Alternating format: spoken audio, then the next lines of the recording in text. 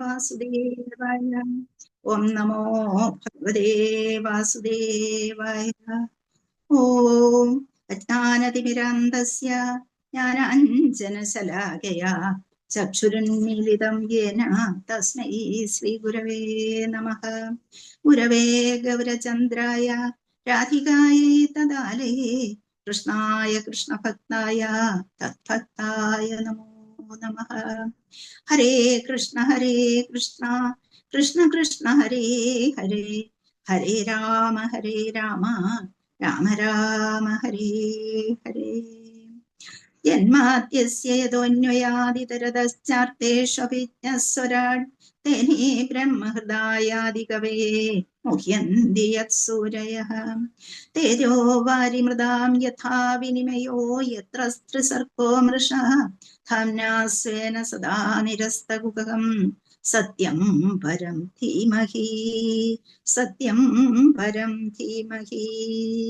നാരായണം നമസ്കൃത്യ നരം ചൈവ നരോത്തമം ദേവീം സരസ്വതീം വ്യാസം തതോ ജയമുദീരയേത്. നഷ്ടപ്രായേഷു ഭദ്രേഷു നിത്യം ഭാഗവത സേവയാ ഭഗവത്യുത്തമ ശ്ലോകേ ഭക്തിർഭവതി നൈഷ്ഠികീ.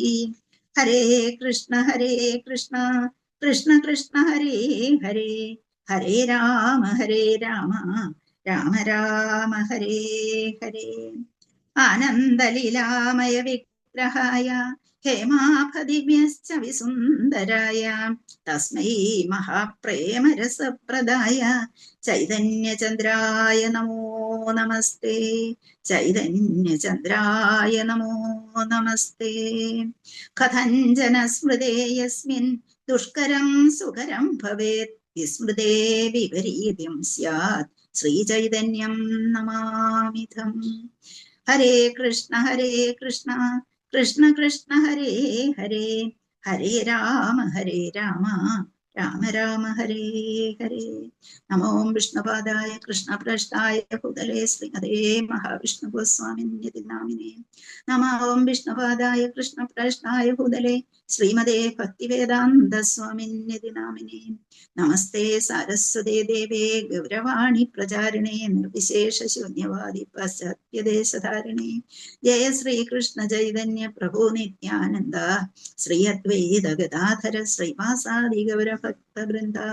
ഹരേ കൃഷ്ണ കൃഷ്ണ കൃഷ്ണ ഹരേ ഹരേ, ഹരേ രാമ രാമ രാമ ഹരേ ഹരേ. ഹരേ കൃഷ്ണ. എല്ലാവർക്കും എൻ്റെ വിനീതമായ നമസ്കാരം. ഇവിടത്തെ എല്ലാവർക്കും ഒരു ഭാഗവതം ക്ലാസ്സിലേക്ക് കൂടി സ്വാഗതം. ഹരേ കൃഷ്ണ ഹരേ കൃഷ്ണ ഹരേ കൃഷ്ണ ഹരേ കൃഷ്ണ മാതാജി. ഹരേ കൃഷ്ണ മാതാജി. കഴിഞ്ഞ ദിവസം നമ്മള് 12ാമത്തെ ശ്ലോകം എടുത്തു അല്ലേ? ഇനി ഏത് ശ്ലോകമാണ്? ആർക്കെങ്കിലും ഓർമ്മയുണ്ടോ എടുക്കാനുള്ളത്? മാതാജി ഹരേ കൃഷ്ണ മാതാജി. സ്കന്ധം ഒന്ന് പറയുന്നു, കുറെ ദിവസമായിട്ട്. സ്കന്ധം 1 അധ്യായം 15 ശ്ലോകം 13 ഞാൻ എടുക്കാം. മാതാജി ശ്ലോകം 11 എടുക്കണ്ടേ? അല്ല, എടുത്തു മാതാജി. 11ഉം 12ഉം എടുത്തു. മാതാജി എവിടെ പോയിരിക്കുന്നു? ഇടയ്ക്ക് വന്നില്ല. മാതാജി ഇടയ്ക്ക് കയറിയില്ല. ഞാൻ ദുർവാസാവ് മഹർഷിയെ കുറിച്ചൊക്കെ പറഞ്ഞില്ലേ? യാത്രിയുടെയും അനസൂയയുടെയും മകനാണെന്നും പാർഷ്യൽ അവതാരമാണ് ശിവന്റെ എന്നൊക്കെ പറഞ്ഞില്ലേ? ശിവന്റെ എടുത്തിരുന്നു. മാതാജി കന്യാകുമാരിയിലൊക്കെ പോയി. അതാണ് കന്യാകുമാരി ദേവിയൊക്കെ കണ്ടുവന്നു. ശിവനെ അങ്ങ് മറന്നോ? ശിവന്റെ അവതാരമായിരുന്നു ഹരേ ദുർവാസാവ് മഹർഷി. ഹരേ കൃഷ്ണ. മാതാജി അത് പറഞ്ഞു, മഹാദേവന്റെ അവതാരമാണെന്ന്. കുമാരിയെ കണ്ടുവച്ച് വന്നപ്പോഴത്തെ ശിവനെ മറക്കല്ലേ? ഹരേ കൃഷ്ണ. നമുക്ക് 13ലേക്കാണ് ഇനിയും കടക്കേണ്ടത് അല്ലെ? 12ൽ എന്താണ് പഠിച്ചതെന്ന് ആരെങ്കിലും ഒന്ന് പറഞ്ഞാട്ടെ. ഹരേ കൃഷ്ണ.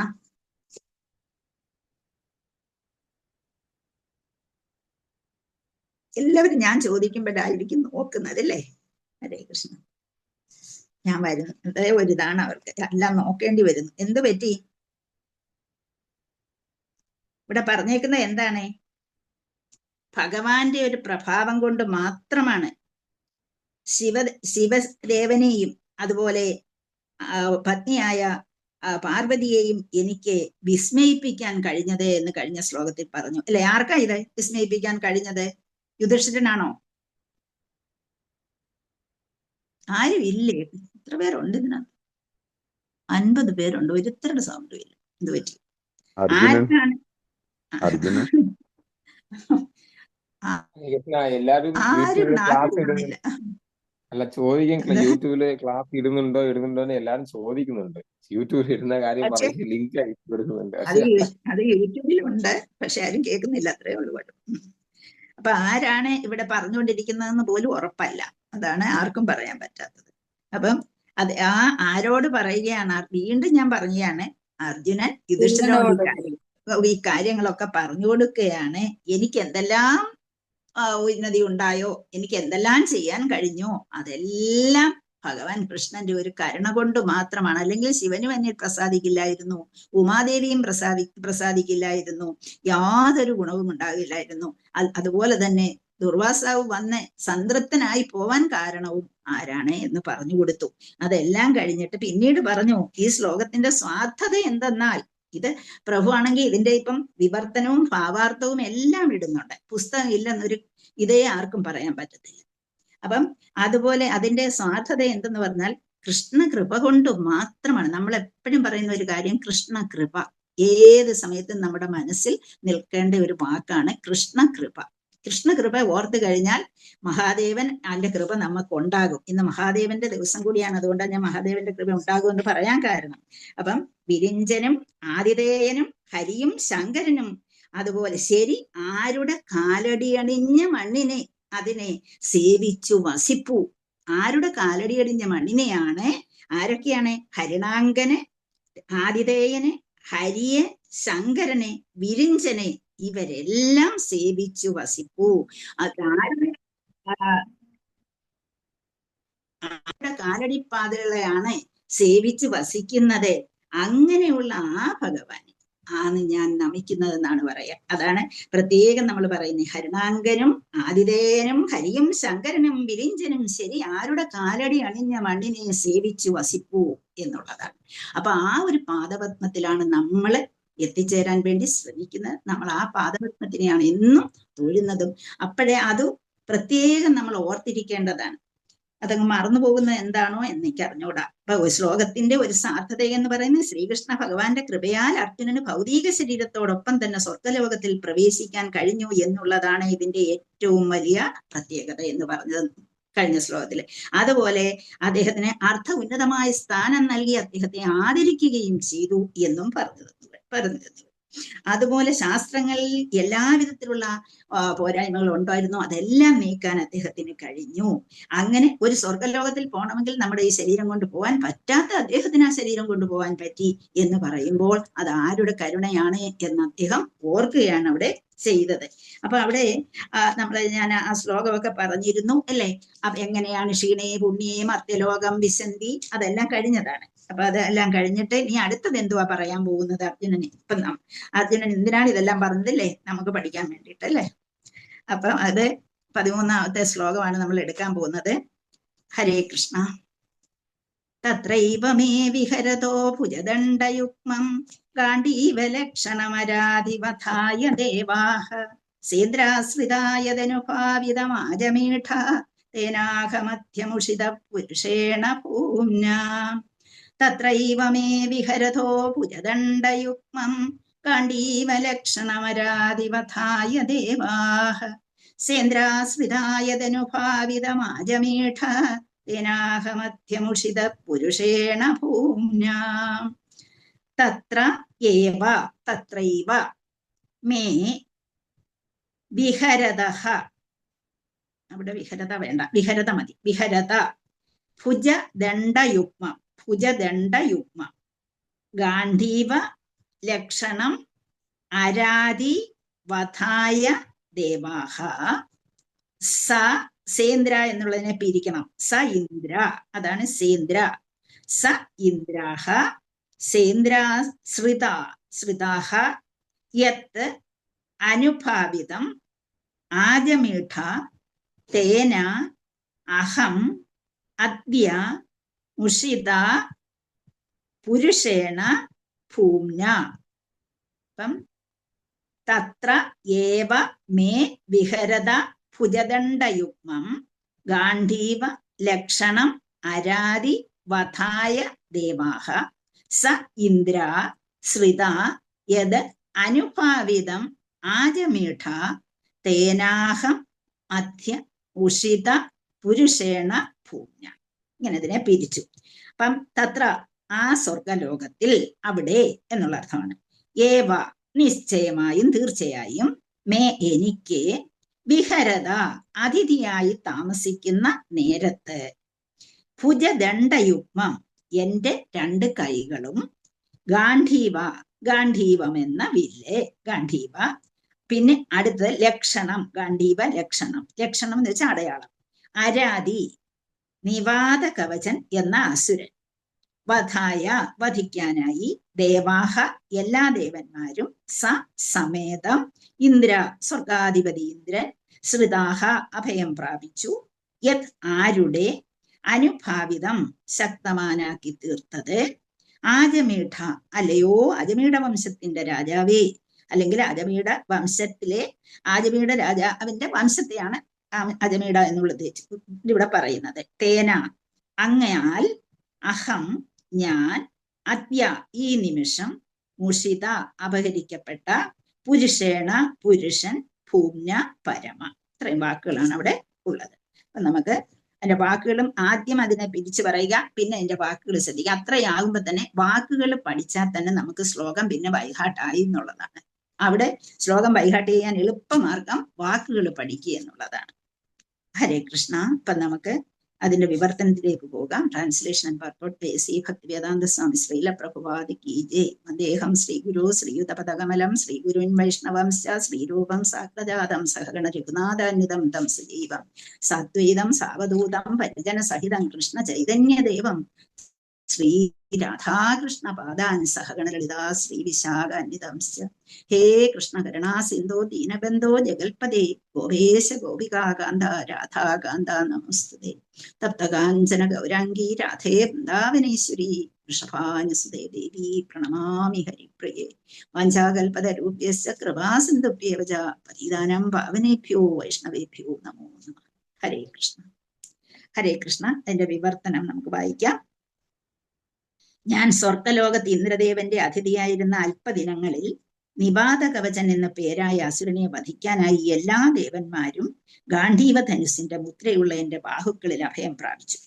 അല്ലയോ രാജാവേ, അജവീട വംശജ, ആരുടെ പ്രഭാവത്താലാണോ അല്ലെങ്കിൽ ആരുടെ സാമീപ്യം കൊണ്ടാണോ ഞാൻ അത്രത്തോളം ശക്തമത്തനായി തീർന്നത്, ആ പരമദിവ്യോത്തമ കൃഷ്ണനായ കൃഷ്ണ ഭഗവാൻ ഇപ്പോൾ ഈ നിമിഷം എന്നിൽ നിന്നും അപഹരിക്കപ്പെട്ടിരിക്കുന്നു. അവിടെ പറഞ്ഞത് എന്ന് ഇത്രയും ഇതാണ് പറഞ്ഞത്. അപ്പൊ ശ്ലോകം വായിക്കും. ശ്ലോകം വായിച്ചില്ലല്ലോ. ഹരേ കൃഷ്ണ. ഹരേ കൃഷ്ണ. മാതാജി വായിക്കട്ടെ. ഹരേ കൃഷ്ണ. ഹരേ കൃഷ്ണ. ഓ നമോ ഭഗവതേ വാസുദേവായ. തത്രൈവ മേ വിഹരതോ ഭുജദണ്ഡയുഗ്മം ഗാന്ധീവ ലക്ഷണമരാധിപതായ ദേവഃ സേന്ദ്രാശ്രിതായതനുഭാവിത ആജമീഡ തേനാഹമദ്യമൂഷിത പുരുഷേണ ഭൂമ്ന. ഹരേ കൃഷ്ണ. മാതാജി. ഹരേ കൃഷ്ണ. ഹരേ കൃഷ്ണ. ഹരേ ഒരാളൂടെ കൃഷ്ണ. ഓം നമോ ഭഗവതേ വാസുദേവായ. തത്രൈവ മേ വിഹരതോ ഭുജദണ്ഡയുഗ്മം ഗാന്ധീവ ലക്ഷണമരാധിപതായ ദേവഃ സേന്ദ്രാശ്രിതായതനുഭാവിതമാജമീഡ തേനാഹമദ്യ മുഷിത പുരുഷേണ ഭൂമ്ന. ഹരേ കൃഷ്ണ. ഹരേ കൃഷ്ണ. ഹരേ കൃഷ്ണ. നമ്മളെ അപ്പം അർജുനൻ പറയുകയാണ് ഇവിടെ. ഇപ്പൊ ഒന്നുകൂടെ അടുത്ത ആഴ്ച വീക്കിലും ഇത് ചോദിക്കുമ്പോൾ നിങ്ങൾ പറയില്ല. ഇതാരാണ്? അർജുനനാണ് പറയുന്നത്, യുധിഷ്ഠിരനാണ് പറയുന്നത്. കൃഷ്ണൻ ഉണ്ടായിരുന്ന കാലത്തുണ്ടായ കാര്യങ്ങളെ കുറിച്ച്, കൃഷ്ണൻ ഈ ഭൂമിയിൽ നിന്നിരുന്ന കാലത്തുണ്ടായ കാര്യങ്ങളെ കുറിച്ചാണ്. കൃഷ്ണൻ എപ്പോഴും ഭൂമിയിലുണ്ട്, ഇല്ലാതെയില്ല. ഏത് സമയത്തും ഉണ്ട്. പരമാത്മാ രൂപത്തിൽ നമ്മളോടൊപ്പം കൃഷ്ണൻ എപ്പോഴും ഉണ്ട്. പക്ഷേ ഫിസിക്കൽ പ്രസൻസിൽ ഇവിടെ അർജുനന്റെ കൂടെ ഇരുന്ന സമയത്തുള്ള കാര്യങ്ങൾ പറയുക. അപ്പൊ ഇവിടെ പറയുന്നത് സ്വർഗലോകത്തെ അദ്ദേഹം അർജുനന് കടക്കാൻ കഴിഞ്ഞു. അത് കൃഷ്ണന്റെ കൃപ കൊണ്ട് മാത്രമാണ്. അല്ലാതെ ഈ ശരീരം വെച്ചുകൊണ്ട് സ്വർഗലോകത്ത് പോകാൻ നമ്മൾക്ക് ആർക്കും കഴിയുകയില്ല എന്നുള്ള, എത്ര ശ്രമിച്ചാലും. കഴിഞ്ഞ ദിവസം പറഞ്ഞ രാവണനെ സ്വർഗലോകത്തിലേക്ക് ഒരു ചവിട്ടുപടി നിർമ്മിക്കണം, സ്റ്റെപ്പ് ഉണ്ടാക്കണമെന്ന് വരെ ആഗ്രഹിച്ച ആളായിരുന്നു അദ്ദേഹം. അതോടെ ആ ചവിട്ടുപടിയും പോയി, അദ്ദേഹവും പോയി ഭഗവാൻ വന്നപ്പോഴത്തേക്ക് എന്നുള്ളത്. അപ്പൊ ഇവിടെ സ്വർഗലോകത്തെ ഇന്ദ്രദേവന്റെ അതിഥിയായി കുറച്ച് ദിവസങ്ങൾ അദ്ദേഹം താമസിച്ചിരുന്നു. ആ സമയത്ത് അവർക്ക് എന്താണ് നിവാത കവചന്മാരെന്ന് പറയുന്ന ഒരു അസുരവർഗം ഉണ്ടായിരുന്നു. അവരെ തോൽപ്പിക്കേണ്ട ആവശ്യം വന്നു. ആർക്ക്? ദേവന്മാർക്ക്. ആ സമയത്ത് അപ്പം എന്താ വെച്ചാൽ ദൈത്യന്മാരുടെ ഒരു കൂട്ടരാണ് നിവാത കവചന്മാരെന്ന് പറയുന്നത്. അവരും കശ്യപന്റെയും ദീതിയുടെയും മക്കളാണ്. അപ്പൊ അസുരന്മാരും ദേവന്മാരും കശ്യപന്റെ മക്കളാണെന്ന് എല്ലാവർക്കും അറിയാം അല്ലെ. അപ്പം ഇത് കശ്യപന്റെയും ദീതിയുടെയുമാണ്, മറ്റേത് കശ്യപന്റെയും ആദിത്യയുടെയുമാണ്. അങ്ങനെയുള്ള വ്യത്യാസമുണ്ട്. അപ്പം ഒരു സെക്ട്, ദൈത്യന്മാരിൽ ഒരു സെക്റ്റാണ് നിവാത കവചന്മാരെന്ന് പറയുന്നത്. അവർ 30 മില്യൺ ഉണ്ടായിരുന്നു എന്നാണ് പറയുന്നത്. ആ കാലഘട്ടത്തിൽ 30 മില്യൺ ആൾക്കാരുണ്ടായിരുന്നു. അവരോടൊപ്പം വേറെ കാലകേയന്മാരെന്നും പറയുന്ന ഒരു വർഗവും ഉണ്ടായിരുന്നു. അവരും ഇവരുടെ ഈ കൂട്ടത്തിൽ പെടുന്നതാണ്. അപ്പൊ ഇത്രയും പേര്, ഈ 30 മില്യൺ ആൾക്കാരാണ് നിവാത കവചന്മാരെന്ന് പറയുന്നത്. അങ്ങനെ നിവാതകവചൻ എന്ന പേരുള്ള ഒരു അസുരൻ, അദ്ദേഹത്തിന്റെ അവരുടെ ലീഡർ നിവാത കവചനായിരുന്നു. അപ്പൊ അവര് ആ ഒരു അസുര വർഗത്തിൽപ്പെട്ടവരായിരുന്നു, അല്ലെങ്കിൽ ദൈത്യവർഗത്തിൽപ്പെട്ടവരായിരുന്നു ഇവര്. അവരെ തോൽപ്പിക്കാന് അപ്പൊ അർജുനന്റെ കയ്യിൽ മാത്രമാണ് എന്തുള്ളത്? ഗാണ്ഡീവ ധനുസ്സുള്ളത്. അത് ഭഗവാന്റെ കാരുണ്യത്താൽ പ്രവർത്തിക്കുന്നതുമാണ്. അപ്പൊ അതുള്ളത് കൊണ്ട്, ആ മുദ്രയുള്ളത് കൊണ്ട് അദ്ദേഹത്തെ അഭയം പ്രാപിച്ചു ദേവന്മാരെല്ലാം. എന്തിനാണ്? അവരെ നിവാത കവചനായ അവന്റെ കൂട്ടരെ ഇല്ലാതാക്കുന്നതിന് വേണ്ടി. അപ്പൊ പറയാ, അല്ലയോ രാജാവേ, അജമീഠ വംശജ. രാജാവിന് യുധിഷ്ഠിരനെ അവരുടെ വംശത്തെ കുറിച്ച് ഒന്നുകൂടെ പൊക്കി പറയാം. എന്താണ് പൊക്കി പറയുകയല്ല, ആ യഥാർത്ഥ വംശത്തെ കുറിച്ച് പറയാം. അപ്പൊ അജമീഠ വംശജൻ എന്ന് പറയുന്നത് നമുക്കറിയാം. അജമീഠൻ ഓരോ വംശത്തെ കുറിച്ച് നമ്മൾ പറയും. ഇപ്പം ബ്രാഹ്മിൻസ് ഒക്കെ ആണെങ്കിൽ എന്തെങ്കിലും അർച്ചന നടത്തുമ്പോഴായാലും നമ്മളാണത് പറയാത്തത്, നമ്മളത് പറയത്തില്ല. കാരണം നമ്മൾ കുറച്ചുകൂടി പുരോഗമന ചിന്താഗതിയിലേക്ക് വന്നതുകൊണ്ട്. അവരൊക്കെ ആണെങ്കിൽ ഇപ്പോഴും എന്താണ്, ഏത് വംശം, ഏത് ഗോത്രം, ഇതൊക്കെ പറഞ്ഞ് ഒരു അർച്ചന നടത്തത്തുള്ളൂ. നമ്മൾ കേട്ട് കാണും. അങ്കിരസിന്റെ വംശം, കണ്വ വംശം, കണ്വന്റെ വംശം, പരാശര വംശം, വസിഷ്ഠന്റെ വംശം, അതുപോലെ പല പല ഓരോ 8 പേരുണ്ടല്ലോ സപ്തർഷികൾ, അവരുടെ അഗസ്ത്യന്റേത്, അങ്ങനെ പല വംശത്തിൽപ്പെട്ടവരാ. ഓരോരുത്തരും ചോദിക്കുക ഏത് വംശത്തിൽപ്പെട്ടതാണ്, ഏത് ഗോത്രത്തിൽപ്പെട്ടതാണ് എന്ന് ചോദിക്കുന്നത്. ഇവിടെ ഇവര് അജമീഠ വംശജനാണ് അവർ, ഈ അർജുനനും അതുപോലെ യുധിഷ്ഠിരനും എല്ലാം. അപ്പൊ അജമീഠ വംശത്തിന്റെ രാജാവേ എന്ന് വിളിക്കുകയാണ്. ആരുടെ പ്രഭാവത്തിലാണോ അല്ലെങ്കിൽ ആരുടെ സാമീപ്യം കൊണ്ടാണോ ഞാൻ അത്രത്തോളം ശക്തമത്തനായി തീരുന്നത്, ആ പരമദിവ്യോത്തമ കൃഷ്ണനായ കൃഷ്ണ ഭഗവാൻ ഈ നിമിഷം എന്നിൽ നിന്നും മറഞ്ഞു പോയിരിക്കുന്നു, മാഞ്ഞു പോയിരിക്കുന്നു, ഇല്ലാതെയായിരിക്കുന്നു. അപ്പൊ യഥാർത്ഥത്തിൽ നമുക്കറിയാം എന്താണ്, സ്വർഗലോകത്തിൽ താമസിക്കുന്ന ദേവന്മാർക്ക് ഒരുപാട് കഴിവുള്ളവരാണ്. അർജുനനേക്കാൾ ബുദ്ധിയുള്ളവരാണ്, ശക്തന്മാരാണ്, അതുപോലെ വളരെ സുന്ദരന്മാരുമാണ്. എല്ലാ രീതിയിലും മനുഷ്യരെക്കാൾ ഉയർന്നവരാണ് ദേവന്മാരെന്നുള്ളത്. അപ്പൊ നമ്മൾ അവരെ ആശ്രയിച്ചാണ്, മനുഷ്യരെന്ന് പറയുന്ന കൂട്ടര് ദേവന്മാരെ ആശ്രയിച്ച് ജീവിക്കുന്നവരാണ്. പക്ഷെ അവിടെ ചെന്നപ്പോൾ അർജുനനെ അവർ ആശ്രയിച്ചു എങ്കിൽ അദ്ദേഹത്തിന്റെ കപ്പാസിറ്റി എന്താണ്, അദ്ദേഹത്തിന്റെ കഴിവ് എന്താണ്? കഴിവെന്ന് പറയുന്നത് എന്താണ്? ഭഗവാന്റെ കൃപാകടാക്ഷം. ആ ഭഗവാന്റെ കൃപാകടാക്ഷം ഉള്ളത് കൊണ്ട്, ഗാന്ധീവ ധനുസ് കയ്യിലുള്ളത് കൊണ്ട് എല്ലാ ദേവന്മാർക്കും അർജുനനിൽ നിന്ന് സഹായം സ്വീകരിക്കാൻ കഴിഞ്ഞു. അങ്ങനെ ആ നിവാത കവചന്മാരെ പരാജയപ്പെടുത്താൻ അർജുനന്റെ വില്ലിൽ അവർ അഭയം പ്രാപിച്ചു എന്നാണ് പറയുന്നത്. അപ്പൊ ഭഗവാൻ എന്ന് പറയുന്നത് സർവശക്തനാണ് എന്നുള്ളത് ഒന്നുകൂടെ ഉറപ്പിച്ച് പറയുകയാണ്. ഇപ്പം ബ്രഹ്മാവുണ്ട്, ശിവനുണ്ട്, അതുപോലെ ഹരിയായിട്ടും ഭഗവാന്, വിഷ്ണുവായിട്ടുമുണ്ട്, എല്ലാവരും ഉണ്ട്. അപ്പൊ എല്ലാവർക്കും ശക്തിയുമുണ്ട്. നമ്മൾ എല്ലാവരെയും ഒരുപോലെ ആദരിക്കുകയും ചെയ്യണം. ഇന്ന് പ്രധാനമായിട്ട് സദാശിവനെ ആചരിക്കുന്ന ദിവസവുമാണ്. എന്നാലും ശരി, നമ്മൾക്ക് മനസ്സിലാക്കേണ്ടത് ഇവരെല്ലാവരും ആരുടെ കാലടിയണിഞ്ഞ മണ്ണിനെയാണോ സേവിക്കുന്നത്, അവിടേക്കാണ് നമ്മുടെ മനസ്സ് എത്തിപ്പെടേണ്ടത്. അപ്പൊ ഭഗവാൻ സർവശക്തനാണ്. ഭഗവത് അനുഗ്രഹത്താൽ ഭഗവത് ഭക്തന്മാർ അവരാഗ്രഹിക്കുന്നിടത്തോളം ശക്തരായി തീരാൻ കഴിയും. ഭഗവാൻ ആഗ്രഹിക്കുകയാണ് നമ്മളെ ശക്തരാക്കണമെന്നുണ്ടെങ്കിൽ അവിടെ 1 മിനിറ്റ് പോലും വേണ്ട. നമ്മള് ഹരിനാമകീർത്തനത്തിൽ പറയുമില്ലേ, ഘട്വാ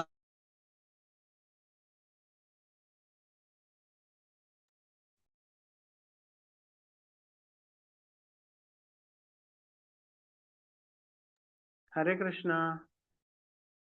കേൾക്കാൻ പറ്റുന്നില്ല. അതുപോലെ ഇനിയും യാതൊരു പരിധിയുമില്ലാതെ അവരെ ഉയർത്തി സ്വർഗലോകത്തിലോ ഏത് ലോകത്തിലോ കൊണ്ടുപോകാനും ഭഗവാൻ തയ്യാറാണ്. അവിടെ അത്രമാത്രം കാരുണ്യം ചൊരിയാൻ ഭഗവാന് കഴിയുമെന്നുള്ളതാണ്. അതല്ല ഇനിയും ഭഗവാൻ എതിരെ വരികയാണ്. ഭഗവാനെതിരെ വരികയല്ല. ഭഗവാനെതിരെ വന്നാൽ ഭഗവാൻ അതിന് കാരുണ്യം ഒട്ടും വില കൊടുക്കത്തില്ല.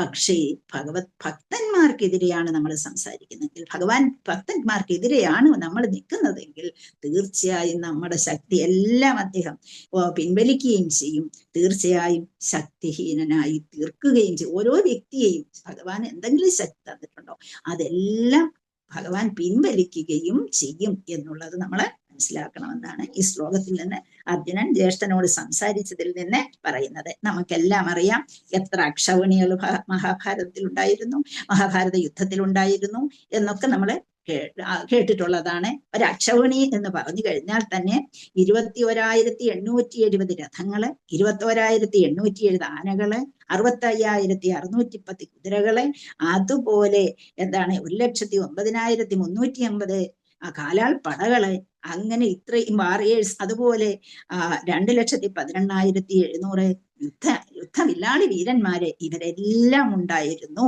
എന്നിട്ടും ആ യുദ്ധത്തിൽ എങ്ങനെയാണ്, ഇതിൽ ഭൂരിഭാഗവും ആരുടെ കയ്യിലായിരുന്നു? കൗരവരുടെ കയ്യിലായിരുന്നു. എന്നിട്ടും അവിടെ ജയിപ്പിച്ചെടുക്കാൻ ആരെ കഴിഞ്ഞു? ഈ കുറഞ്ഞ അക്ഷൗണി കുറഞ്ഞവർക്ക് ജയിക്കാൻ കഴിഞ്ഞു, കൂടിയവർക്ക് പരാജയപ്പെടേണ്ടി വന്നു.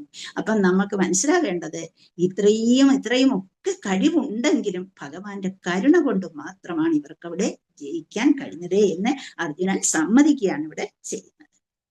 ഹരേ കൃഷ്ണ. അത്രയുള്ള അതിനകത്ത് പറയാനായിട്ട്. ശ്ലോകം 14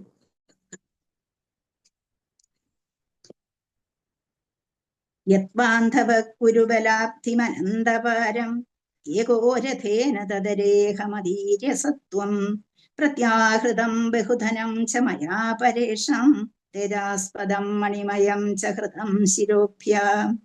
യത്ബാന്ധവ കുരുബലാബ്ധി അനന്തപാരം ഏകോരഥേന തദരേഹമദീര്യസത്വം പ്രത്യാഹൃതം ബഹുധനം ച മയാ പരേഷാം തേജാസ്പദം മണിമയം ച ഹൃതം ശിരോഭ്യാം. യത് ബാന്ധവ കുരു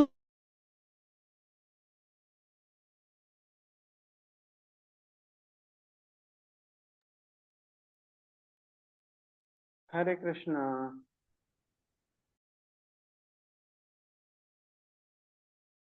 ബഹു ധനം ച മയാ പരേഷാം തേജാസ്പദം മണിമയം ച ഹൃദം ശിരോഭ്യ.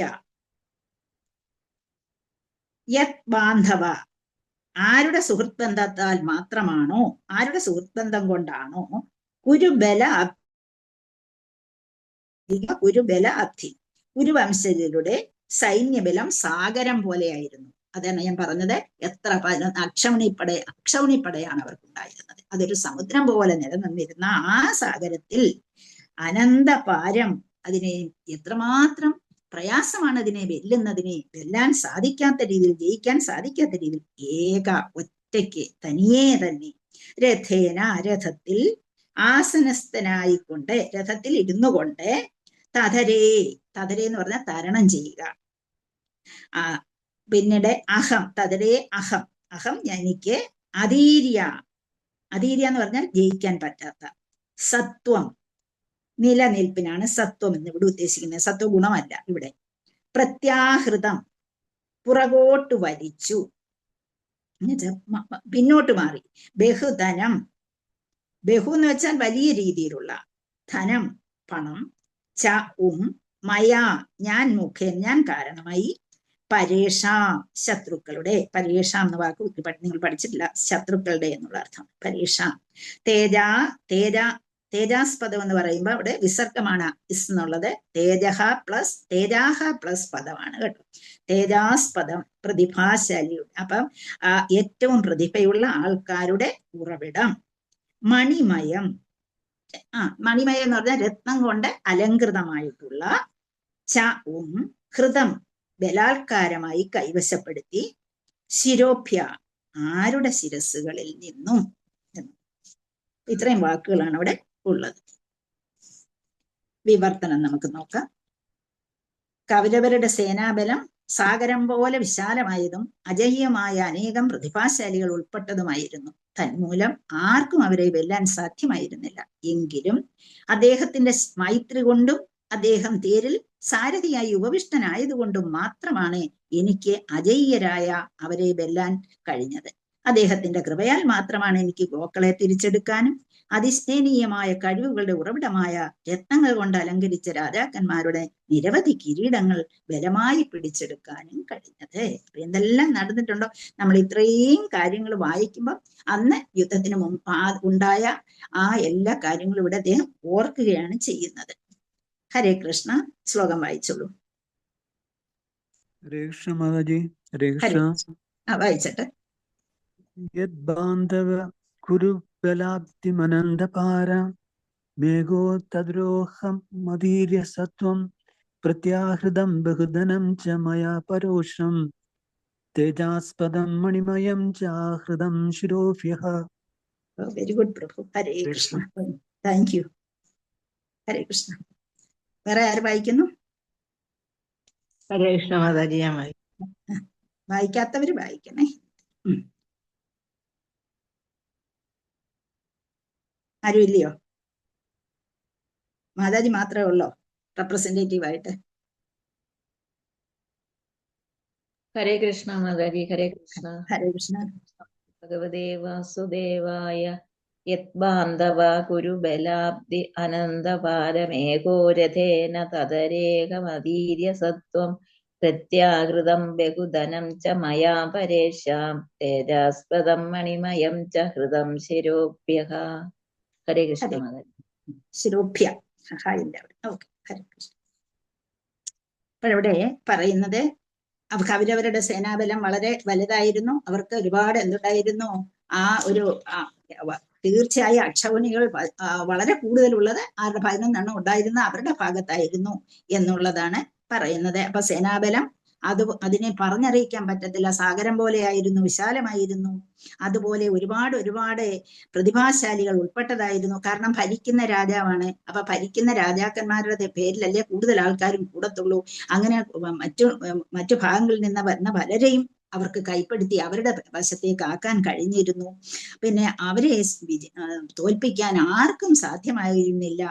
എങ്കിലും എങ്കിലും എന്ന വാക്ക് ഭഗവാന്റെ കരുണ കൊണ്ട് മാത്രം, ഭഗവത് കൃപ കൊണ്ട് മാത്രം, കൃഷ്ണ കൃപ കൊണ്ട് മാത്രം എന്ത് കഴിഞ്ഞു? അദ്ദേഹം തേരിൽ അവിടെ സാരഥിയായിരുന്നത് കൊണ്ട് മാത്രമാണ് എനിക്ക് അങ്ങനെ തോൽപ്പിക്കാൻ പറ്റാത്ത സേനയെ, ആ അജയ്യമായ സേനയെ, അല്ലെങ്കിൽ അത്രമാത്രം സാഗരം പോലുള്ള ആ സേനയെ എനിക്ക് വിജയിപ്പിക്കാൻ കഴിഞ്ഞതേ എന്നിവിടെ പറയുകയാണ്. എല്ലാം കഴിഞ്ഞത് അദ്ദേഹത്തിന്റെ കൃപ ഒന്നുകൊണ്ട് മാത്രമാണ്. എനിക്ക് ഗോക്കളെ പിടിച്ചുകൊണ്ട് പോയപ്പം അദ്ദേഹത്തിന് ഗോക്കളെ തിരിച്ചു കൊണ്ടുവരാൻ കഴിഞ്ഞു. അതുപോലെ അതിശയനീയമായ കഴിവുകളുടെ ഉറവിടമായ രത്നങ്ങൾ കൊണ്ട് അലങ്കരിച്ച രാജാക്കന്മാരുടെ നിരവധി കിരീടങ്ങൾ ബലമായി പിടിച്ചെടുക്കാനും കഴിഞ്ഞതേ എന്നുള്ളതാണ്. അപ്പം ആ കാലഘട്ടത്തിലെ നടന്ന സംഭവങ്ങളെ കുറിച്ചാണ് ഇവിടെ പറയുന്നത്. അപ്പൊ ഇതിനകത്ത് പ്രത്യേകിച്ച് ഗോക്കളെ കൊണ്ടുവരുന്ന കാര്യം പറഞ്ഞിരിക്കുന്നത് വിരാട രാജാവിന്റെ കൊട്ടാരത്തിലെ അവര് അജ്ഞാതവാസം അനുഷ്ഠിക്കുന്ന കാലത്ത് അപ്പം കൗരവരെ വിരാട രാജാവുമായി യുദ്ധത്തിൽ ഏർപ്പെടാൻ വേണ്ടിയിട്ട് അദ്ദേഹത്തിന്റെ ഗോശേഖരത്തെ അപഹരിച്ചുകൊണ്ട് പോകുന്നു. വിരാട രാജപുത്രിയാണ് അത് നിങ്ങൾ കേട്ടിട്ടുള്ളതാണ്. അപ്പൊ ആ ഗോശേഖരത്തെ അപഹരിച്ചുകൊണ്ട് പോയി. അവർ ഗോക്കളെ അപഹരിച്ചു കൊണ്ടുപോയപ്പോൾ അർജുനൻ എന്തുകൊണ്ട് വേഷപ്രച്ഛന്നായി? അജ്ഞാതവാസത്തിലായതുകൊണ്ട് വേഷപ്രച്ഛന്നായി അവരോട് യുദ്ധം ചെയ്യുകയും ഗോക്കളെയും അപ്പൊ അവരെടുത്തുകൊണ്ട് പോയ ധനമായാലും ശരി, കിരീടങ്ങളായാലും ശരി, അതിലെ വിശിഷ്ട രത്നങ്ങളായാലും ശരി, അതിനെയെല്ലാം തിരിച്ചു പിടിക്കാൻ അർജുനന് കഴിഞ്ഞത് കൃഷ്ണകൃപ ഒന്നുകൊണ്ട് മാത്രം ആണ് എന്നൊക്കെ പറയുന്നു. അപ്പം അവിടെ അതുപോലെ കൗരവപക്ഷത്താണെങ്കിലോ ഭീഷ്മരെ, ദ്രോണരെ, കൃപരെ, കർണനെ എന്ന് പറഞ്ഞാൽ പ്രതിഭാശാലികളുടെ ഭിന്നമില്ലാത്ത പ്രതിഭാശാലികളാണ് അവരുടെ പക്ഷത്ത് ഉണ്ടായിരുന്നത്. അവരുടെ സേനാബലം അതുപോലെ ഊഹിക്കാൻ പോലും കഴിയാത്തതായിരുന്നു, അജയ്യവുമായിരുന്നു. അങ്ങനെ കൃഷ്ണൻ രഥത്തിൽ ഇരുന്നത് കൊണ്ട് മാത്രം, കൃഷ്ണന്റെ ആ ഒരു കരുണ കൊണ്ട് മാത്രം, നമുക്കറിയാം കൃഷ്ണൻ ലാസ്റ്റിലെ കൃഷ്ണന്റെ ആ യുദ്ധം എല്ലാം കഴിഞ്ഞിട്ട് ആ രഥത്തിന്റെ പ്രത്യേകത ഇതെല്ലാം ഇത്രയും ദിവസം നടന്ന ഈ യുദ്ധങ്ങൾ എല്ലാം അമ്പും എല്ലാം ഏറ്റ് അമ്പേറ്റ് എന്ത് സംഭവിച്ചു?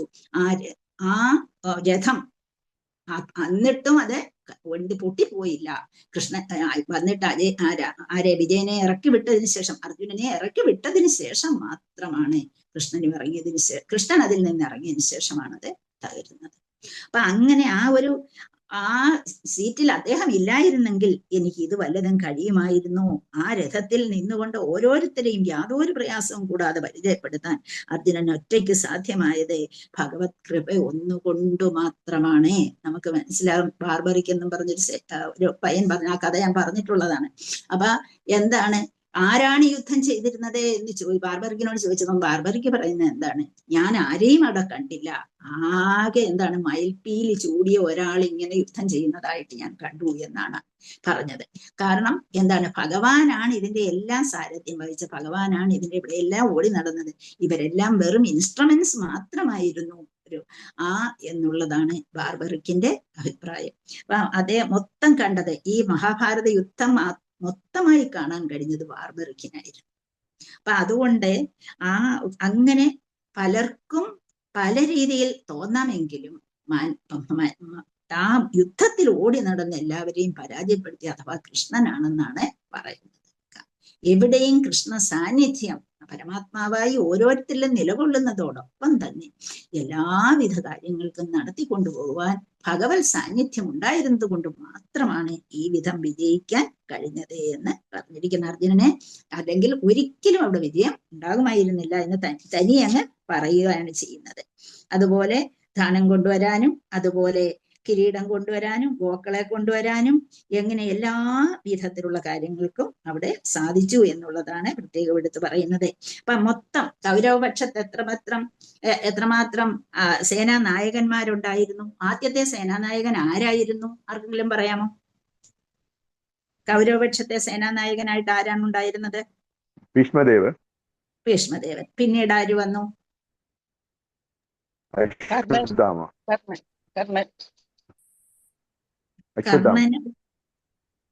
അല്ല, ഭീഷ്മദേവര് വീണ് കഴിഞ്ഞപ്പോ കർണൻ വരുന്നതിന് മുമ്പേ ദ്രോണര് കയറി അല്ലെ? ദ്രോണര് ആദ്യത്തെ ഫസ്റ്റ് 10 days ഭീഷ്മദേവരാണ് യുദ്ധത്തിന് മുന്നിൽ നിന്നിരുന്നത്. പിന്നെ യഥാർത്ഥത്തില് ഭീഷ്മദേവര് വീണെങ്കിൽ മാത്രമേ കർണൻ കയറൂ എന്ന് പറഞ്ഞിരുന്നു. ശരിയാ, കർണൻ കയറൂ എന്ന് പറഞ്ഞിരുന്നു. അങ്ങനെ ഭീഷ്മദേവരുടെ പതനത്തോടു കൂടിയാണ് കർണൻ കയറുന്നു. 2 ദിവസമേ കർണൻ നിന്നുള്ളൂ. 2 ദിവസം കർണൻ ഉണ്ടായിരുന്നു. പിന്നീടാണ് ദ്രോണർ 5 ദിവസം വന്നത്. ആദ്യം ഭീഷ്മര് 10 ദിവസം, 2 ദിവസം കർണന്, 5 ദിവസം ദ്രോണര്, പിന്നെ 1 ദിവസം ലാസ്റ്റില് ശല്യരാമൻ. പിന്നീടാണ് പ്രഭു ആര് വരുന്നത്? അശ്വത്ഥാമാവ് നിൽക്കുന്നത്. അത് യഥാർത്ഥത്തിൽ ഇതായിട്ടല്ല, അദ്ദേഹമാണ് പിന്നെ ഉണ്ടായിരുന്നത്. അതുകൊണ്ട് അദ്ദേഹമാണ് കാര്യങ്ങളെല്ലാം നോക്കുന്നത്. അപ്പൊ ഇത്രയും പേരാണ് അവിടെ തേരാളിയായിട്ടും. നമ്മള് ശല്യരെ കുറിച്ചൊക്കെ കേട്ടിട്ടുണ്ട്. ശല്യരുടെ മനസ്സ് പക്ഷേ പാണ്ഡവപക്ഷത്തായിരുന്നു എന്നാണ് പറയുന്നത്. അപ്പൊ ഭീഷ്മര് തന്നെ പറയുന്നില്ലേ, സപതി സഖിവജോ നിശമ്യമധ്യേ നിജപരയോർ രഥം നിവേശ്യ അല്ലെ, രഥം പീഡിപ്പിച്ചിട്ട് വന്നിട്ട് അപ്പം എന്താണ് നിവേശ്യ? പിന്നെ പറയുന്നുണ്ട് സ്ഥിതവതി പരസൈനികായി രക്ഷണ. അവരെ അതെല്ലാം നടത്തി കൊടുക്കാൻ കൃതവതി പാർത്ഥസഖേ മമിർ നിതിർ മമാംസ്തു. അങ്ങനെ നടന്ന ആ ഭഗവാനിൽ, ആ പാർത്ഥസാരഥിയിൽ എന്റെ മനസ്സിനെ ഉറപ്പിച്ചു തരണേ എന്ന് ആര് പ്രാർത്ഥിക്കുന്നുണ്ട്? ഭീഷ്മദേവൻ പ്രാർത്ഥിക്കുന്നുണ്ട് അല്ലെ.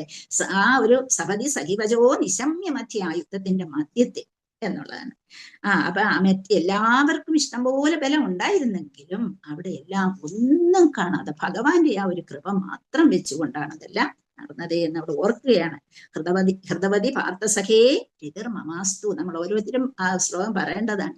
നമ്മൾക്ക് ആ ഭഗവാനിൽ രതി ഉണ്ടാകട്ടെ, ആ ഭഗവാനിൽ തന്നെ എന്റെ മനസ്സ് പ്രതിയോഗികളുടെ എല്ലാം ആയുസ് ഹരിച്ച ആ ഭഗവാൻ എന്നുവെച്ചാൽ എല്ലാവരുടെയും അർജുനന്റെ രഥത്തിലിരുന്നു കൊണ്ട് പ്രതിയോഗികളുടെ എല്ലാം ആയുസിനെ ഹരിച്ചെടുത്ത ആ ഭഗവാനിൽ എനിക്ക് രതി ഉണ്ടാകട്ടെ എന്ന് പ്രാർത്ഥിക്കുകയാണ് ഭീഷ്മദേവർ അവിടെ ചെയ്യുന്നത്. എന്നുവെച്ചാൽ സേനയോരുഭയോർ മധ്യേ രഥം സ്ഥാപയമേ അച്യുത എന്ന് പറയുന്നു. ആരെ? വെറും ഒരു പാർത്ഥൻ പറയുമ്പോൾ ഒരു സാരഥി പോലെ സേനയോരുഭയോർ മധ്യേ രഥം സ്ഥാപയമേ അച്യുത, രഥം കൊണ്ട് നിർത്തൂ എന്ന് വലിയ ഒരു ഇതായിട്ട് പറയുമ്പോഴും, കൂട്ടുകാരനോട് പറയുമ്പോഴും ഉടൻ തന്നെ അത് ചെയ്തു കൊടുക്കുന്ന ആ ഭഗവാൻ, ആ കൂട്ടുകാരനെ എല്ലാവിധത്തിലുള്ള സൗഹൃദവും എല്ലാവിധത്തിലുള്ള സ്നേഹവും ചെയ്തു കൊടുത്ത അപ്പോൾ തന്നെ എന്ത് ചെയ്തു? എന്തിനാണ് കൊണ്ടുവയ്ക്കാൻ പറഞ്ഞത്? യാവതേതാൻ നിരേഷ്യേഹം യോദ്ധകാമാൻ അവസ്ഥിതാൻ. ആരൊക്കെയാ എന്നോട് യുദ്ധം ചെയ്യാൻ വന്നിരിക്കുന്നതെന്ന് എനിക്ക് ഒരുപക്ഷെ കണ്ടില്ലായിരുന്നെങ്കിൽ അവിടെ ആ കുഴപ്പം വരുമായിരുന്നില്ല. അപ്പം നമുക്ക് ഭഗവത്ഗീത വീണ്ടും കിട്ടുമായിരുന്നില്ല അല്ലെ? പണ്ട് കിട്ടിയിരുന്നതൊക്കെ ഭഗവത്ഗീത സമൂഹത്തിൽ നിന്ന് പോയി കഴിഞ്ഞിരുന്നു. വീണ്ടും കിട്ടാനുള്ള ഒരു സാഹചര്യം അവിടെ ഒരുക്കുന്നത് ആ സേനയോരുഭയോർ മധ്യേ രഥം സ്ഥാപയമേ അച്യുത എന്ന് പറയുന്നത്.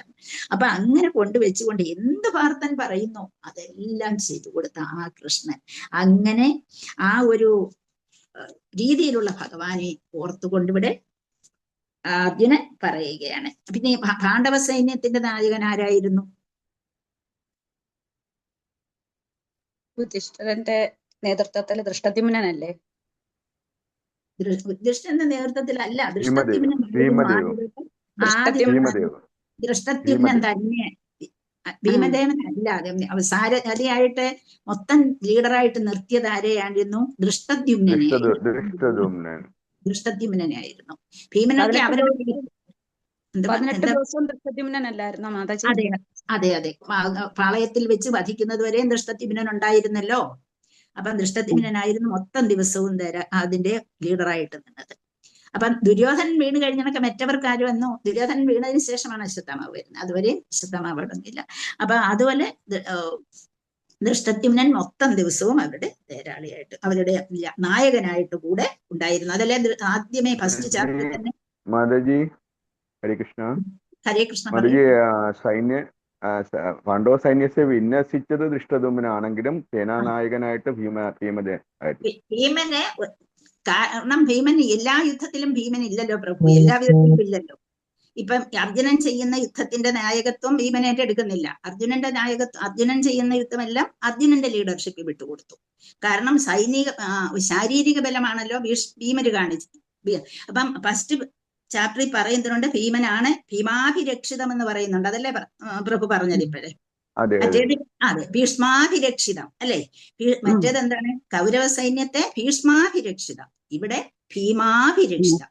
ഭീമനെ പോലെ വലിയൊരു എന്ന് വെച്ചാൽ സൈന്യത്തെ മൊത്തം നോക്കി നടത്തുന്നതിന് ഒരാളില്ല എന്നുള്ള, അതുകൊണ്ടാണ് ഭീമൻ അത്രമാത്രം. കൗരവ സൈന്യത്തിലെ അതായത് ചക്രവ്യൂഹം രചിച്ചത് ദ്രോണാചാര്യരും, അതുപോലെ തന്നെ പാണ്ഡവ സൈന്യത്തെ പത്മവ്യൂഹം രചിച്ചത് ദൃഷ്ടദ്യുമ്നനും. അത് രചിച്ചത് അവരാണ്. പക്ഷെ അവിടെ കൗരവരുടെ സേനാനായകൻ ഭീഷ്മരും പാണ്ഡവരുടെ സേനാനായകൻ ഭീമനുമായിട്ടാണ് അങ്ങനെ ചിത്രീകരിച്ചത് മഹാഭാരതത്തിൽ പറഞ്ഞിരിക്കുന്നത്. അല്ല, ദൃഷ്ടദ്യുമ്നനാണ് കംപ്ലീറ്റ് സേനാനായകനായിട്ടിരുന്നത്. സേനാനായകനാണെങ്കിലും ഈ ശാരീരിക കലകളിലൊക്കെ ഭീമനായിരുന്നു ഏറ്റവും പ്രധാനമായിട്ടുള്ളത്. അത്രയും കഴിവ് വേറെ ആർക്കും ഇല്ലല്ലോ. ദുര്യോധനെ പരാജയപ്പെടുത്താൻ ആർക്കാണ് കഴിഞ്ഞത്? അപ്പം സേലിരുന്നുകൊണ്ട് യുദ്ധം ചെയ്തു അർജുനനെങ്കിലും ആദ്യമേ ഭഗവാൻ ദുര്യോധനൻ പറഞ്ഞു കൊടുക്കുന്നുണ്ട്. എന്താണ് ദുര്യോധനൻ പറയുന്നുണ്ട്? എന്താണ്? ഇവരുടെ സൈന്യത്തെ ഭീഷ്മാഭിരക്ഷിതമെന്നും മറ്റിടത്ത് പറയുന്നുണ്ടത് ഭീമാഭിരക്ഷിതമെന്നും. ഭീമനാൽ സംരക്ഷിക്കപ്പെടുന്ന സൈന്യം അത്രയും ഇല്ല. ഭീമനാൽ രക്ഷിക്കപ്പെടുന്ന സൈന്യം വളരെ ചെറുതും അതുപോലെ ഭീഷ്മരായ സംരക്ഷിക്കപ്പെടുന്ന സൈന്യം വളരെ മഹത്വമാണ് എന്ന് പറഞ്ഞു കൊടുക്കുന്നുണ്ട്.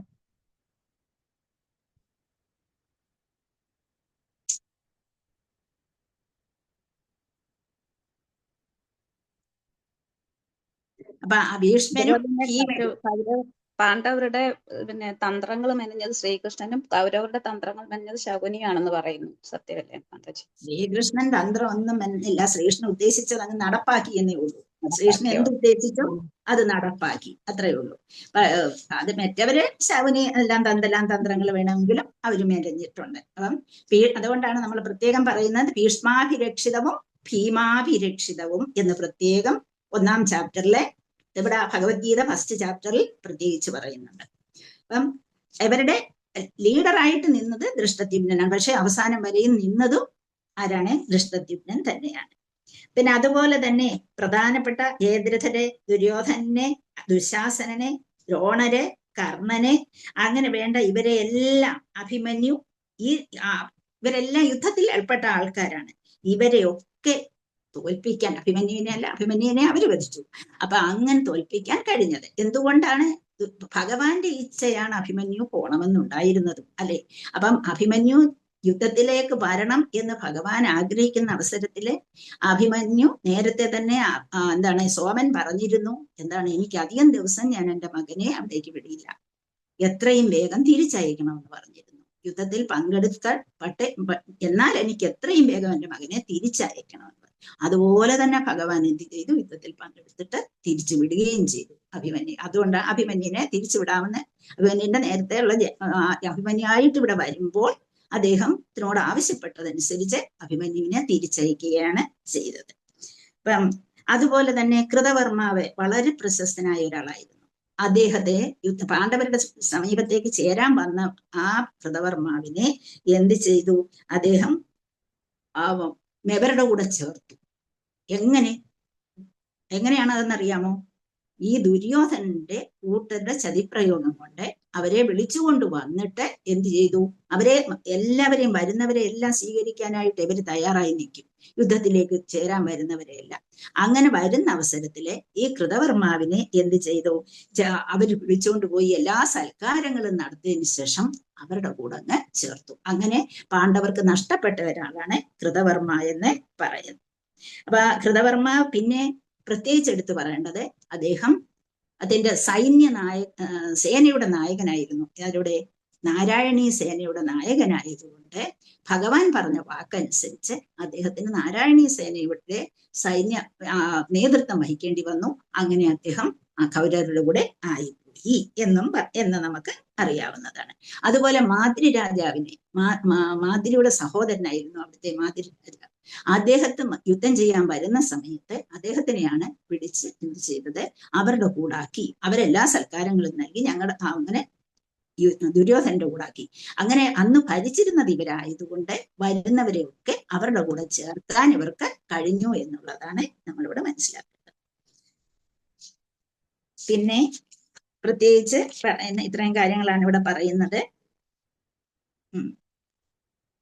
അതുപോലെ ശ്രീകൃഷ്ണ ഭഗവാൻ സാരഥിയായിരുന്ന രഥത്തിൽ നിന്നുകൊണ്ട് പാണ്ഡവർക്ക് വേണ്ടി അർജുനൻ ആ മഹായുദ്ധത്തിന്റെ മുഴുവൻ ഉത്തരവാദിത്വവും ഒറ്റയ്ക്കേറ്റെടുത്ത് നിറവേറ്റി. നമ്മളിപ്പോ പറയേണ്ടത്, യുദ്ധത്തിലെ ഏറ്റവും പ്രധാനപ്പെട്ട പങ്ക് വഹിച്ചത് അർജുനനായിരുന്നു. മൊത്തം കാര്യങ്ങളും ഭീമനും ഒക്കെ പറഞ്ഞു, ഭീമാഭിരക്ഷിതമെന്ന് പറയുന്നു, അതൊക്കെ ഉണ്ട്. പക്ഷേ ഇതിന്റെ എല്ലാം പ്രധാന ആ ഒരു ചരട് വലിച്ചത്, അല്ലെങ്കിൽ പ്രധാനമായിട്ടുള്ള കാര്യം ചെയ്തത് അർജുനനായിരുന്നു. എല്ലാത്തിന്റെയും നായകനായി, എല്ലാത്തിനെയും നോക്കി നടത്താൻ, എല്ലായിടത്തും എത്താൻ അർജുനന് കഴിഞ്ഞിരുന്നു എന്നുള്ളതാണ് നമ്മൾ മനസ്സിലാക്കേണ്ടത്. അപ്പം അങ്ങനെ പല കാര്യങ്ങളും ഓർക്കുകയാണ് ഇവിടെ അദ്ദേഹം. ഹരേ കൃഷ്ണ. ഇനി അടുത്ത ശ്ലോകം. നമ്മൾ ഇത് പറഞ്ഞാൽ ഇഷ്ടം പോലെ കാര്യങ്ങൾ പറയാനുണ്ട്, തീരുകയില്ല. അതുകൊണ്ട് നമുക്ക് ഇവിടെ അടുത്ത ശ്ലോകത്തിലേക്ക് പോകാം. യോ ഭീഷ്മകർണ ഗുരുശല്യ ചമുഷ്വഭദ്രാം രാജന്യവര്യരഥമണ്ഡലമണ്ഡിതാസു അഗ്രേചരോ മമ വിഭോരഥയൂഥപാനാം ആയുർമനാംസി ചദൃശാ സഹോജാർച്ചത്. യോ ഭീഷ്മകർണ ശല്യചമുഷ്വഭദ്രാം രാജന്യവര്യരഥമണ്ഡലമണ്ഡിതാസു അഗ്രേചരോ മമ വിഭോരഥയൂഥപാനാം ആയുർമനാംസി ചദൃശാ സഹോജാർച്ചത്. ഇവിടെ യോ ഭീഷ്മ കർണ ഗുരുശല്യ ചമുഷ്വഭദ്ര. യോ എന്ന് പറഞ്ഞാൽ യഹ, ഭീഷ്മ ഭീഷ്മർ, കർണ കർണൻ, ഗുരു എന്ന് പറയുന്ന അവരുടെ ഗുരു ദ്രോണാചാര്യര്, ശല്യ ശല്യര്, ചമുഷു സൈന്യമധ്യത്തിൽ, അഭദ്ര കടുത്ത എന്നുവെച്ചാൽ ശക്തി കൂടിയ, രാജന്യവര്യ രാജകുമാരന്മാർ, രഥമണ്ഡല രഥങ്ങൾ ഇങ്ങനെ വരിവരിയായി നിന്നിരുന്ന രഥമണ്ഡല, മണ്ഡിതാസു മണ്ഡലമണ്ഡിതാസു എന്ന് പറഞ്ഞാൽ അലങ്കരിച്ച് നിർത്തി. അഗ്രേചര മുന്നോട്ട് കുതിക്കുന്നു. അഗ്രേചര അന്ത്യത്തിൽ മുന്നോട്ട് പോകുന്നു. മമ എന്റെ, ബിഫോ ബിഫോ എന്ന് വിളിക്കുന്ന ഹേ രാജാവേ, രഥയൂതപാന രഥയൂതപാന എല്ലാ തേരാളികളും, ആയുഹു ആയുസ് അഥവാ അഭികാമ്യ കർമ്മങ്ങൾ, മനാംസി മാനസിക വിക്ഷോഭങ്ങൾ എന്ന് വെച്ചാൽ മനസ്സിലുണ്ടാകുന്ന പ്രയാസങ്ങള്, ദൃശ വീക്ഷണം കൊണ്ട് നോട്ടം കൊണ്ട്, സഹഹ ശക്തി, ഓജഹ കരുത്ത്, ആർച്ചത് പിൻവലിച്ചു. യോ ഭീഷ്മ കർണ ഗുരുശല്യ ചമുഷ്വഭദ്ര രാജന്യവര്യ രഥമണ്ഡല മണ്ഡിതാസു അഗ്രേചരോ മമ വിഭോ രഥയൂഥപാന ആയുർമനാംസി ച ദൃശ സഹ ഓജ അർച്ചത്. ഹരേ കൃഷ്ണ. ഒരാള് വായിക്കും. ഹരേ കൃഷ്ണ മാതാജി വായിക്കട്ടെ. ശ്രീയുടെ ഗ്രൂപ്പ് പാത്രയ്ക്ക് ഓ നമോ ഭഗവതി വാസുദേവായ. യോ ഭീഷ്മ കർണ ഗുരു ശല്യ ചമുഷഭദ്ര രാജന്യവൈദ്യ രഥമണ്ഡല മണ്ഡിതാസു അഗ്രേചാരോ മമ വിഭോ രഥയൂതപാന ആയുർമനാംസി ച ദൃശ സഹ ഓജ അർച്ചാത്. ഹരേ കൃഷ്ണ മാതാജി. ഹരേ കൃഷ്ണ. Thank you. അഗ്രേചരോ യോ ഭീഷ്മ കർണ ഗുരു ശല്യ ചമുഷ്വഭദ്ര രാജന്യ വര്യ രഥമണ്ഡല മണ്ഡിതാസു അഗ്രേചരോ മമ വിഭോ രഥയൂഥപാന ആയുർമനാംസി ച ദൃശ സഹ ഓജ അർച്ചത്. അപ്പൊ ഇവിടെ പറയുന്നത് യോ ഭീഷ്മ, ആരൊക്കെയാണ് അവിടെ നേതാക്കന്മാരുണ്ടായിരുന്നത് എന്ന് പറയുകയാണ്. ഭീഷ്മര്, കർണര്, ദ്രോണാചാര്യര്, ശല്യര്, ഇവരെല്ലാം ചേർന്ന ഈ സൈന്യത്തിന്റെ മധ്യത്തിൽ, ചമുഷു എന്ന് വെച്ച സൈന്യ മധ്യത്തിൽ, അപ്പം ഭീഷ്മ കർണ ദ്രോണ ശല്യ ചമുഷു എന്ന് പറയും. അപ്പൊ ഈ സൈന്യ മധ്യത്തിൽ അഭദ്ര എന്ന് പറഞ്ഞാൽ ഏറ്റവും ശക്തിയാർന്ന അഭദ്ര രാജന്യവര്യ രഥമണ്ഡല മണ്ഡിതാസു. നല്ല രസമാണ് പറയാൻ അല്ലെ. രാജന്യവര്യ രഥമണ്ഡല മണ്ഡിതാസു. രാജന്യവര്യ എന്ന് പറഞ്ഞാൽ രാജകുമാരന്മാര്, രഥമണ്ഡല വരി വരിയായി നിൽക്കുന്ന രഥങ്ങളെ, രാജന്യവര്യ രഥമണ്ഡല മണ്ഡിതാസു എന്ന് എങ്ങനെയുള്ള രഥങ്ങളെ? അലങ്കരിച്ച് നിർത്തിയിരിക്കുന്ന രഥങ്ങളെ മണ്ഡിതാസു. അഗ്രേചരോ എന്ന് വെച്ചാൽ മുന്നോട്ട് പോകുന്ന.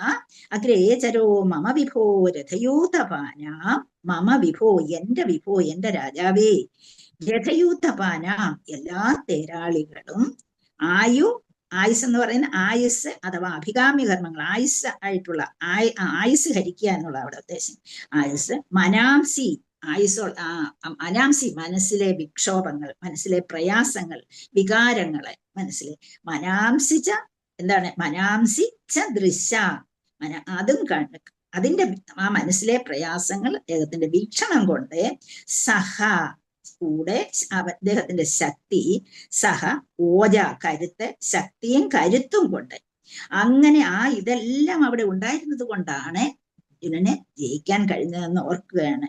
അങ്ങനെ പറയാണ്. ഭീഷ്മർ, കർണൻ, ദ്രോണൻ, ശല്യൻ തുടങ്ങിയവരാൽ നയിക്കപ്പെടുന്ന കൗരവരുടെ ബൃഹത് സൈന്യത്തിന്റെ ഊർജ്ജസ്വലതയും ചിന്താശക്തിയും യുദ്ധമുഖത്ത് നിന്നും പിൻവലിച്ച് അവരേവരുടെയും ആയുസ് ലഘൂകരിച്ചത് ഭഗവാൻ മാത്രമാണ്. അവരുടെ വളരെ ഊർജ്ജസ്വലരായിരുന്നു, അവര് ചിന്താശക്തി ഉള്ളവരായിരുന്നു, കഴിവുള്ളവരായിരുന്നു, അവരെ എല്ലാം ആർക്കും കഴിയാത്തവരുമായിരുന്നു.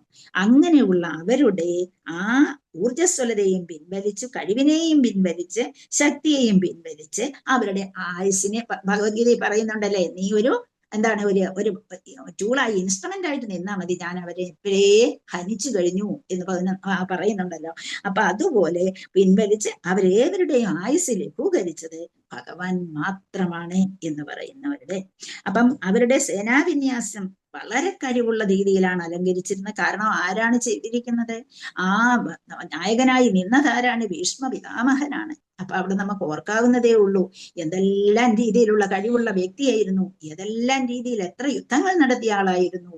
അങ്ങനെയുള്ള അദ്ദേഹം നിർണയിച്ച് നിർത്തിയിരുന്ന സൈന്യ ബലത്തെയാണ് തോൽപ്പിക്കാൻ കഴിഞ്ഞത് എന്ന് ഓർക്കുമ്പോൾ എത്ര രോമാഞ്ചം കൊള്ളുന്നതാണത്. അപ്പൊ അങ്ങനെ ആയുസ് ലഘൂകരിച്ചത് ഭഗവാനും മാത്രമേ അതിന് കഴിയുള്ളൂ. സേനാവിന്യാസം വിദഗ്ധമായിരുന്നു, സന്നാഹങ്ങളെല്ലാം വേണ്ട രീതിയിൽ സമ്പൂർണമായിരുന്നു. അത് വേണ്ടതിലധികം അവർക്ക് ഉണ്ടായിരുന്നു. എന്നിട്ടും യുദ്ധം മുന്നേറിക്കൊണ്ടിരിക്കെ ഇവയെല്ലാം അദ്ദേഹത്തിന് ഭഗവാനെ ചെയ്യാൻ കഴിഞ്ഞു. അപ്പൊ ഇതിലെ ഭീഷ്മരാരാണെന്ന് നിങ്ങൾക്കറിയാം, കർണൻ ആരാണെന്നറിയാം, ദ്രോണരും ആരാണെന്നറിയാം. ഇനി ശല്യരെ കുറിച്ച് നിങ്ങൾ കേട്ടിട്ടുണ്ടോ? ശല്യരാണ് ഈ മാദ്രിയുടെ സഹോദരൻ എന്ന് ഞാൻ പറഞ്ഞത്. മാദ്ര രാജാവായിരുന്നു ശല്യര്. അപ്പം അദ്ദേഹത്തെ എന്ത് ചെയ്തു? ദുര്യോധനൻ ട്രിക്ക് കാണിച്ചിട്ട് അവരുടെ കൂടെയാക്കുകയാണ് ചെയ്തത് എന്ന് പറയുന്നു. അപ്പം അങ്ങനെ ഒരു ശല്യരാണ് ആരുടെ തേരാളിയായി നിന്നത്? കർണൻ സൈന്യത്തിൽ വരുമ്പോൾ, കർണൻ യുദ്ധത്തിനായി വരുമ്പോൾ തേരാളിയായിട്ട് നിന്നത് ശല്യരായിരുന്നു. അപ്പൊ ശല്യർക്ക് പക്ഷേ അത്രമാത്രം സ്നേഹം കർണനോട് ഉണ്ടായിരുന്നില്ല. കർണൻ ചെയ്തതെല്ലാം തെറ്റാണെന്ന് ശല്യർക്ക് അറിയാമായിരുന്നു. അതുകൊണ്ട് ശല്യർ എപ്പോഴും യുദ്ധത്തിൽ ഓരോ കാര്യങ്ങൾ ഇങ്ങനെ ചോദിക്കും തോറും തേരാളിയുടെ പൂർണ്ണ സഹകരണം വേണമല്ലോ. അപ്പൊ അങ്ങനെ ചോദിക്കുന്ന അവസരത്തിലും അദ്ദേഹം കർണന്റെ ആ ഒരു കഴിവിനെ അതിന് പുകഴ്ത്തി പറഞ്ഞില്ല, ഇകഴ്ത്തിയാണ് സംസാരിച്ചത്. അപ്പൊ ആ സംസാരം കർണനെ വളരെയധികം പ്രയാസത്തിലാക്കുന്ന ഒന്നായിരുന്നു കർണൻ എന്ന് നമുക്ക് മനസ്സിലാവും. കർണന്റെ നമ്മൾ പറയും, ആ യുദ്ധത്തിന് അങ്ങോട്ട് പോകുമ്പോഴേ ശല്യർ ഇങ്ങനെ പറഞ്ഞുകൊണ്ടാ പോകുന്നത്. പറയും, നിരന്ന പീലികൾ നിരക്കവേ കുത്തി നിറുകയിൽ കൂട്ടിത്തിറാമൊടു കെട്ടി കരിമുകിലൊത്ത ചികൂരഭാരവും മണികൾ മിന്നിടും മണിക്കിരീടവും. അപ്പൊ ഇങ്ങനെ ആ ഭഗവാന്റെ ആ തേജസ്സിനെയും ഭഗവാന്റെ ഒരുക്കത്തെയും ഭഗവാനെ രഥത്തിലിരിക്കുന്ന രീതിയെയും ഇതൊക്കെ നീ കാണാൻ പോവുകയാണ് എന്ന് പറഞ്ഞുകൊണ്ടാണ് എന്റെ ശല്യരെ കർണനെയും കൊണ്ടുപോകുന്നത്. അപ്പൊ അവിടെ എതിർ പാർട്ടിയെ കുറച്ചുകൂടി ബലവത്താക്കുന്ന രീതിയിലുള്ള സംസാരമാണ് ആരിൽ നിന്ന് വന്നത്? ശല്യരിൽ നിന്ന് വന്നത് എന്ന് നമുക്ക് മനസ്സിലാക്കാൻ കഴിയും. അപ്പൊ ഇവരെ പരിപൂർണമായിട്ടും ഭഗവാനെ കുറിച്ച് ഇത് ഗ്ലോറിഫിക്കേഷൻ ഓഫ് കൃഷ്ണ നമുക്കിവിടെ കാണാൻ കഴിയും. ഈ ഒരു ശ്ലോകത്തിൽ എല്ലാം ഗ്ലോറിഫിക്കേഷൻ തന്നെയാണ് പ്രത്യേകിച്ച്. അപ്പം അങ്ങനെ ശ്രീകൃഷ്ണ ഭഗവാൻ അദ്ദേഹത്തിന്റെ പരിപൂർണ പരമാത്മ ഘടകത്താൽ ഏവരുടെയും ഹൃദയത്തിൽ സ്വയം വിസ്തരിച്ചിരുന്നു. അപ്രകാരം അദ്ദേഹം ഏവരുടെയും സ്മരണ, ജ്ഞാനം, മറവി, ചിന്താശക്തി, മാനസിക പ്രവർത്തനങ്ങൾ എന്നീ കാര്യങ്ങളെ നയിക്കുന്നു. അത് നമുക്ക് അറിയാം. ഏതാണ്? സർവസ്യജാഹം ഹൃദി സന്നിവിഷ്ടോ മത്തസ്മൃതിജ്ഞാനം അപോഹനം ച വേദൈശ്ച സർവൈരഹമേവ വേദ്യോ വേദാന്തകൃത്തേദ വിദേവ ചാഹം. അപ്പൊ ഭഗവാനാണ് നമ്മുടെ സ്മരണ ഓർക്കുന്നതിനും മറക്കുന്നതിനും അറിവിനും ചിന്താശക്തിക്കും മാനസിക പ്രവർത്തനങ്ങൾക്കും എല്ലാം കാരണമായി നിൽക്കുന്ന, എല്ലാ കാര്യങ്ങളെയും നയിക്കുന്നത് അദ്ദേഹമാണ് എന്ന് ഇത് ഭഗവത്ഗീതയിൽ പറയുന്ന ശ്ലോകമാണ്. അതുപോലെ പരമപുരുഷൻ എന്ന നിലയിൽ അദ്ദേഹമാണ് പരമപുരുഷൻ, പരമാത്മാവായി എല്ലാവരിലും ഉള്ളത്. അപ്പൊ അതുകൊണ്ട് അദ്ദേഹത്തിന് ഒരു ജീവാത്മാവിന്റെ ആയുസ് വർദ്ധിപ്പിക്കണോ അതിനും അദ്ദേഹം കഴിയും, കുറയ്ക്കണോ അതിനും അദ്ദേഹത്തിന് കഴിയും. മറ്റാർക്കും അതിന് കഴിയുകയില്ല എന്ന് നമുക്ക് മനസ്സിലാക്കാം. അപ്പം ഭഗവാൻ കുരുക്ഷേത്ര യുദ്ധത്തിന് വഴിയൊരുക്കിയത് ഈ പദ്ധതികളൊക്കെ അനുസരിച്ചാണ് എന്നിവിടെ പറയുന്നു. പ്രത്യേകിച്ച് അത്രയും കാര്യങ്ങളൊക്കെ അതിനകത്ത് പറയാനുള്ളൂ. ഈ ശല്യരുടെ കാര്യം മാത്രമേ ഉള്ളൂ നിങ്ങൾ കേട്ടിട്ടില്ലാത്ത, ബാക്കിയെല്ലാം കേട്ടിട്ടുള്ളത്. ഹരേ കൃഷ്ണ. നമുക്കിവിടെ നിർത്താം ഇന്നത്തെ ക്ലാസ്. ഹരേ കൃഷ്ണ. ഹരേ കൃഷ്ണ മാതാജി. ഭീഷ്മ യുദ്ധത്തില് 10 ദിവസം, കർണൻ 2 ദിവസം, ദ്രോണൻ 5 ദിവസം, പിന്നെ ശല്യർ എത്രയാണ്? 5 ദിവസമാണ് ദ്രോണര്, 2 ദിവസം കർണൻ. ശല്യർ 1 ദിവസമേ ഉണ്ടായിരുന്നുള്ളൂ. അച്ഛാ, 1 ദിവസം. ഓക്കെ. 1 ദിവസം. പിന്നെ ഒന്നുകൂടി സംശയം. ശല്യമാതിരി അല്ല, കൃതവർമ്മ ശല്യമാരുതിയുടെ മാതിരിയുടെ സഹോദരൻ അല്ലെ?